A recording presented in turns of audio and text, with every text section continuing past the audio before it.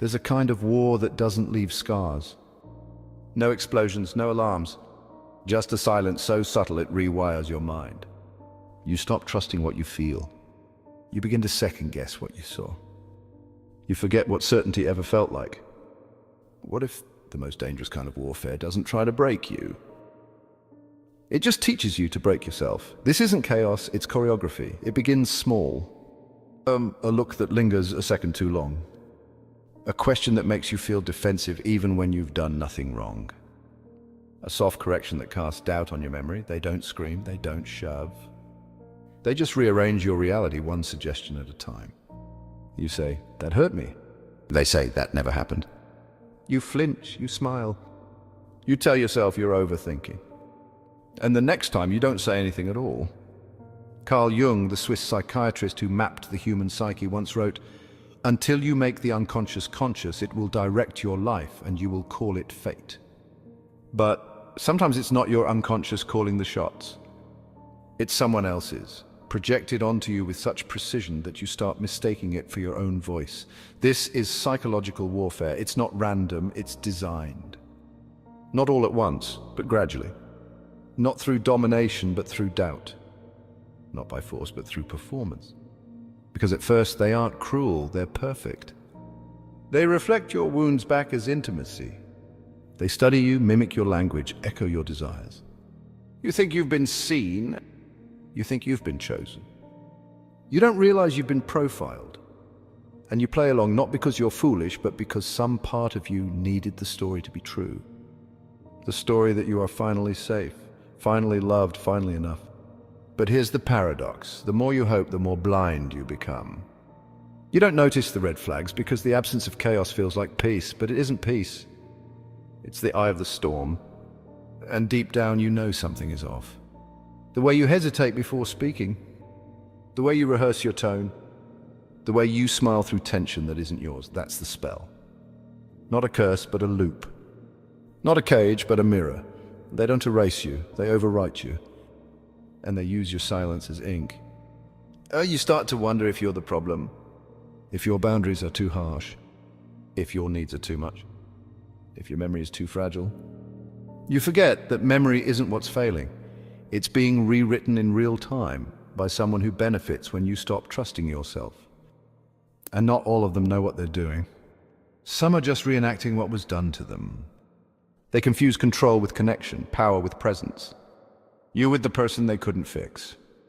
But even unconscious harm is still harm. And eventually your body begins to protest. The tightening in your chest, the sleeplessness. The way your stomach turns when your phone lights up. This is how your truth tries to return to you.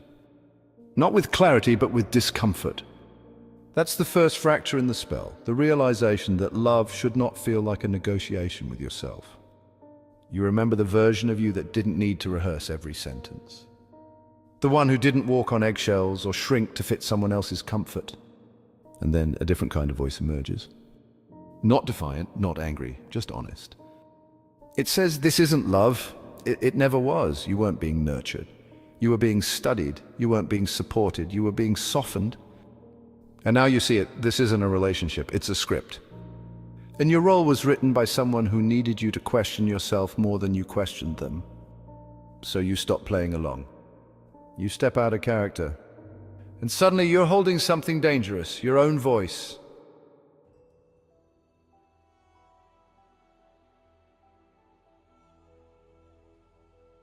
It wasn't chaos, it was construction. The confusion you felt wasn't a flaw in the system, it was the point of it. You thought they were emotional, reactive, hard to read. But every hot and cold exchange, every mixed signal, every perfect moment followed by punishment, it was all choreography. A pattern designed to keep you reaching, explaining, apologizing.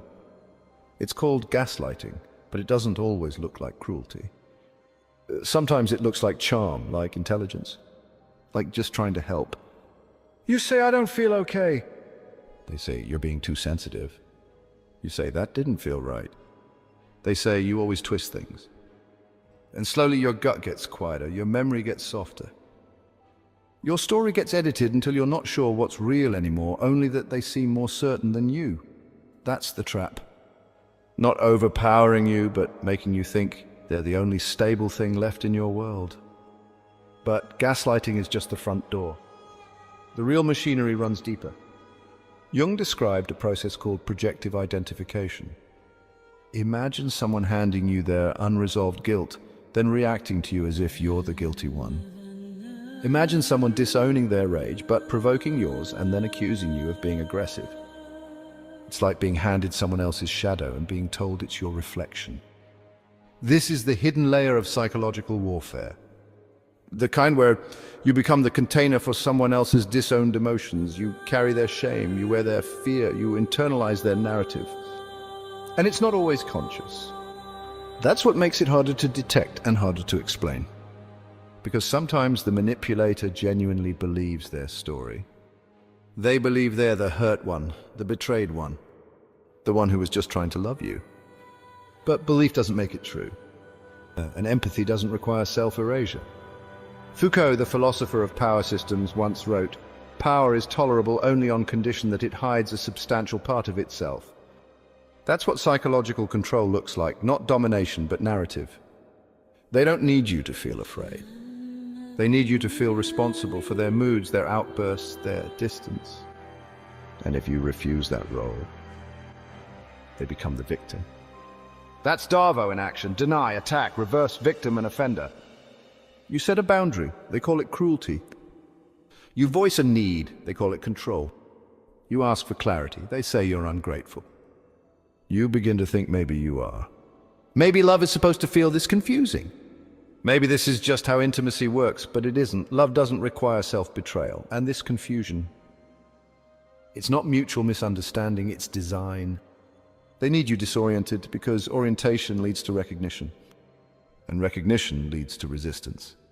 So here's your paradox. The more compassion you have, the easier you are to confuse. The more you listen, the easier it is for someone to hand you their chaos and call it care. But the moment you realize this isn't love, it's a loop, you begin to exit the maze, not all at once, but with one thought at a time that says, maybe I'm not crazy. Maybe I'm remembering who I was before I needed to survive them. And when you stop arguing with their version of you, when you stop translating your truth to make it digestible, when you stop carrying what was never yours to hold, that's when you see it, not their mask, your own, and it begins to fall. Not in shame, but in relief. Because confusion was never a sign of your weakness. It was the cost of staying in a story you were never meant to play a supporting role in. And now you're ready to write your own.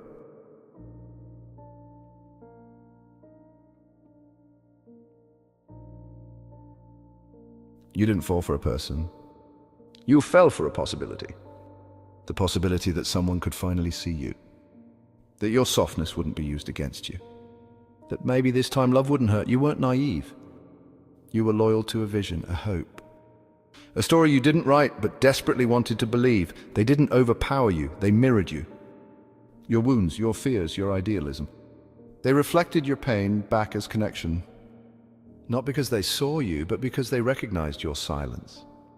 They saw how quickly you took blame, how deeply you craved peace, how willingly you played small to keep harmony. This is how the game works. Not with dominance, but with distortion. Not all manipulative dynamics are built on cruelty. Some are built on recognition, twisted, unspoken, unconscious. Carl Jung called this transference. The invisible pull of the past projected onto the present. You weren't just loving them, you were trying to finish a story that began long before they arrived. Maybe you were trying to win over the parent who never made room for your needs. Maybe you were reenacting the belief that love has to be earned, that safety must be negotiated. The manipulator didn't invent your vulnerability. They stepped into the role your subconscious had already cast. And you handed them the script. Not because you were weak, but because you were still hoping for a different ending. And they read their lines perfectly at first. They knew when to say what you needed to hear. They knew when to give you everything. And they knew exactly when to take it away. Because control doesn't always look like punishment. Sometimes it looks like affection withheld strategically. This is the hook inconsistency. Love bombing followed by absence, validation followed by coldness, promises followed by excuses. It's a cycle that mimics intimacy but breeds addiction. You don't stay because it's good. You stay because you're still chasing the feeling from the beginning, because they've convinced you it's still there if only you tried harder, stayed quieter, gave more. But love isn't a prize for endurance. And the moment you start bargaining with yourself to stay in a relationship, you're no longer in one. Still, you stayed because you were loyal, because you wanted to be the exception, because you mistook their wounds for depth. But beneath all of it was a deeper need, to be chosen by someone who made you question whether you were ever enough. And that's the paradox. You needed them to validate the part of you they kept hurting. You were trying to earn from them what they only ever offered as bait. There's a story, an old fable of Bluebeard, a man who gives his new wife a key to every room in his castle but forbids her from opening one. Of course she does. And in that hidden chamber she finds the bodies of all the women who came before her.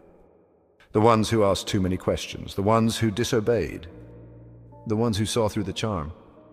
The key in her hand begins to bleed and the stain won't wash off. That's the cost of truth, it marks you. In a manipulative relationship, the key is your intuition. The locked room is the pattern. And once you open that door, once you name what you're seeing, you can never unsee it. But they'll try to make you forget.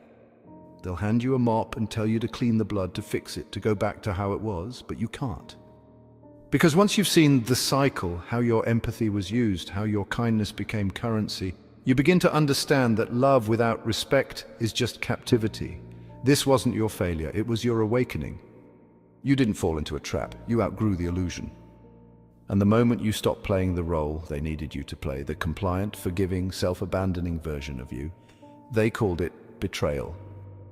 Because in their script, your healing is the villain. But this is not their story. This is the chapter where you stop negotiating your worth, where the bleeding key becomes a compass, and the locked room becomes the place you finally stop hiding from yourself. Because you were never too much. You were only too aware. And now you're walking out, not in shame, but in sovereignty.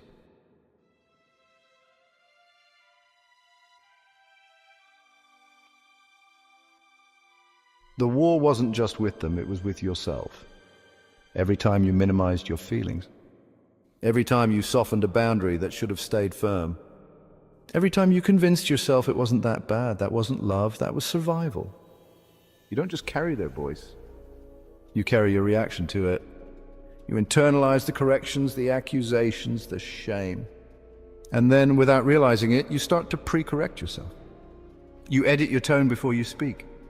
You rehearse your truth until it sounds acceptable. You ask permission to feel what is already real. This is what Jung called a complex, an emotional wound wrapped around a belief. And once it's triggered, it doesn't just influence your behavior, it takes over. Like a landmine buried in memory, it explodes when someone steps near it. And in the debris, you lose your clarity. You forget where you end and they begin. You're not reacting to the present, you're reliving something older. A dynamic that taught you connection requires compliance. That conflict means danger. That voicing your truth means being punished. And the manipulator? They don't need to control you overtly. They just need to touch that old bruise and let your own mind do the rest. And that's the genius of psychological warfare. It turns you against yourself. They don't even have to lie to you. Because now you lie to yourself.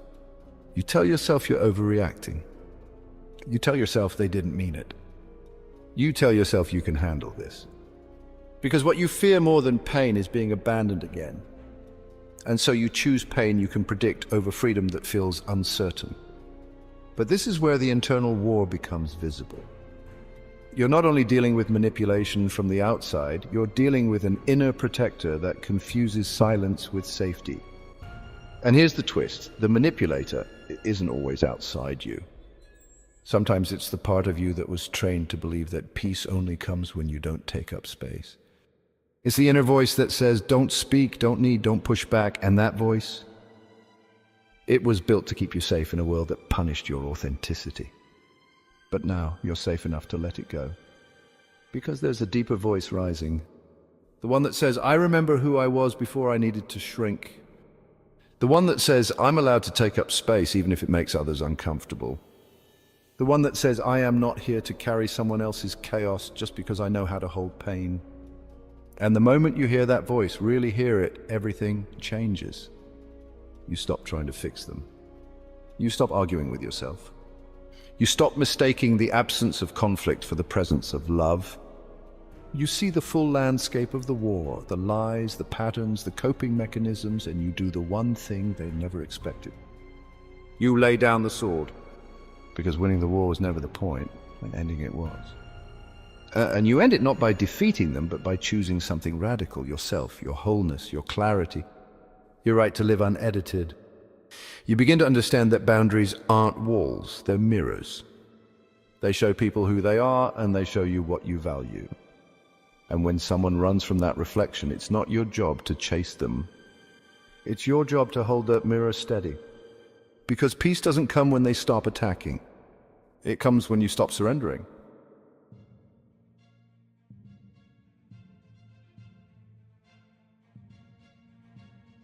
They told you to be kind, to be forgiving.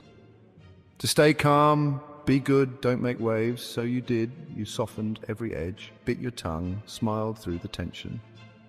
But inside, something started to splinter. Because kindness without boundaries isn't love, it's self-abandonment. And that's what they needed from you, not your wholeness, your compliance. They never feared your anger, they feared your clarity. Carl Jung called it the shadow, the parts of you that got exiled. Your grief, your rage, your instinct, your refusal to be controlled. Not because these parts were wrong, but because you were taught they were dangerous, so you buried them. You wore the mask instead, the one Jung called the persona. The version of you designed for approval, for survival. The one who keeps the peace, says the right thing, apologizes just in case. And manipulators love the persona, because it doesn't fight back. It wants to be liked more than it wants to be real. It wants safety more than sovereignty. And so they test you, they cross small lines, then bigger ones. They twist your words, they weaponize your empathy. And each time you let it slide, until eventually you forget there were lines at all. But the body never forgets, the stomach aches, the sudden exhaustion. The growing resentment that you try to smother with logic. It's your shadow banging on the walls of your persona, trying to get out. You think you're being mature, you're being manipulated. You think you're holding it together, you're fracturing. And then something unexpected happens. You snap, not at them, at yourself. The guilt becomes unbearable. You ask yourself how you became so reactive, so angry, so bitter. But those weren't new traits. They were old truths, buried, then triggered. You weren't broken, you were full. Full of unspoken needs, unmet boundaries, and unheard truth. This is the war within. And the shadow isn't your enemy, it's your armor, your honesty, your map back to reality. But we're taught to fear it. We're told that if we integrate those parts, we'll become monstrous, unlovable, alone. And that's the greatest mind game of all. Because nothing makes you easier to control than a shadow you refuse to claim. What you disown, they will use. Your guilt, your shame, your longing, your silence. They use them all until you forget they were ever yours. And then you stop being a person. You become a projection screen. But integration changes that. Jung called it individuation, the sacred act of becoming whole by reuniting with the parts of you abandoned. It doesn't make you harder, it makes you honest. You stop shrinking to be chosen. You stop twisting to be understood. You stop negotiating with your own truth. Because once you know what's yours, you stop carrying what isn't. That's what makes the manipulator retreat, not confrontation, but refusal. Refusal to be rewritten. Refusal to perform peace while screaming inside. Refusal to leave yourself behind in the name of connection. This is your paradox. The very parts of you they said were too much, your anger, your tears, your certainty, are the same parts that will set you free. You don't need to destroy your shadow. You need to bring it home. You don't need to prove your worth. You need to stop letting them define it. Because what they fear isn't your rage, it's your wholeness. And now you're remembering. You're reclaiming the power they tried to make you feel guilty for having. And this time, you're not hiding it, you're wearing it. Not as armor, as truth.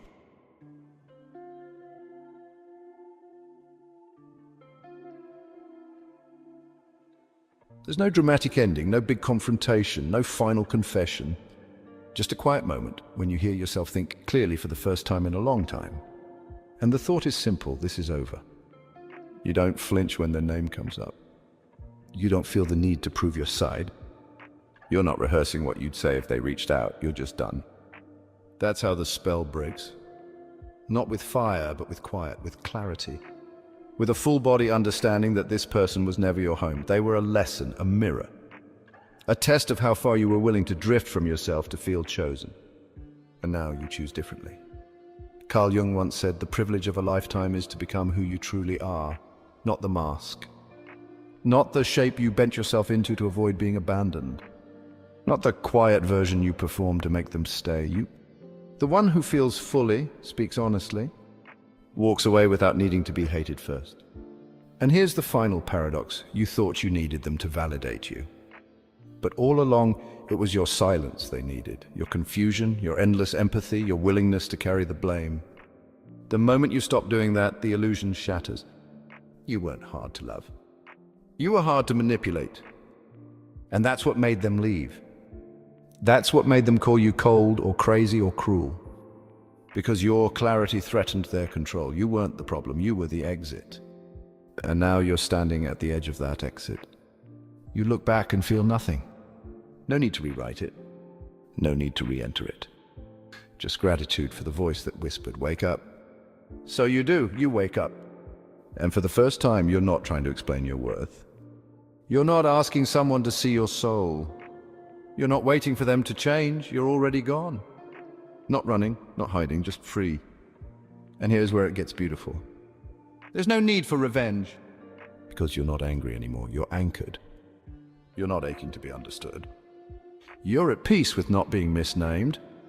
You're not trying to be remembered. You're finally remembering yourself. So if this felt like your story, say so, not for them. For the version of you who stayed too long, stayed too small, stayed too silent, drop your truth below. Someone else is still in the fog, and your words might be the mirror they need to finally see themselves.